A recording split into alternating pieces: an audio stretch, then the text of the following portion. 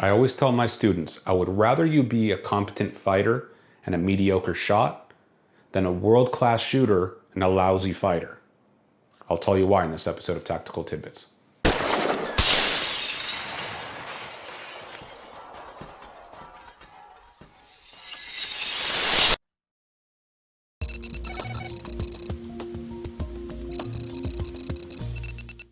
Hey friends, Herman Morris from Alpha One here. Please help me help more good people be safer by sharing this video, liking it, following, whatever it is you got to do.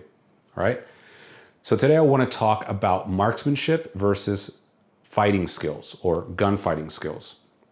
It doesn't necessarily have to be gunfighting though, just even fighting skills. And the reason is that most people are under the impression that as long as they're armed, that they're going to be good to go, and that is sufficient for them to be able to find them, get themselves out of a violent altercation or to solve the problem. And the reality is that's very misguided. It's very naive. And so I break it down between those two categories, the main categories of marksmanship and fighting skills, because they basically complement each other. All right. So let's start with marksmanship. What's marksmanship? Marksmanship deals with just accuracy, trying to get that round as close to the center of that bullseye as possible consistently. So if we're dealing with marksmanship, we're dealing with the 5 fundamentals of shooting, which are stance, grip, sight alignment, sight picture, and trigger press. Okay, so when we focus on those 4 things, we're trying to isolate certain body movements, and we're trying to build a complex motor skill into a second nature, or what some people commonly call, muscle memory, right? That's all we're trying to do.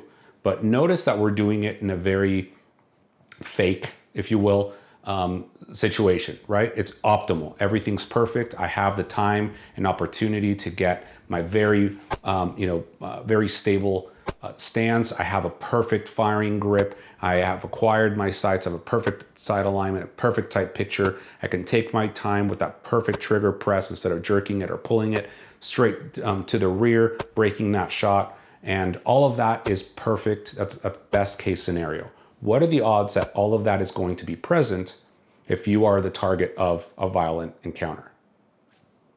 See where I'm going with this? So we always need to also practice fighting skills, in some cases gunfighting skills, but in general fighting skills, to create the time and space that we need to actually get our weapon into the fight and use it at a point to a certain degree that's actually serviceable, that it will actually allow us to put the threat down. Now, it doesn't have to be, getting a bullet into a target this size. It's basically we just want it to be able to hit a man-sized target effectively enough and as many times as necessary to do away with the threat. Okay, so that's a difference between marksmanship and actually fighting skills. We want to also know how we develop or how we create that time and space in order to be able to get to our gun in the first place. The thought of being able to deploy a firearm as your initial response to an ambush or a violent encounter is actually almost non-existent, right? Because we're now reacting to something that someone already initiated.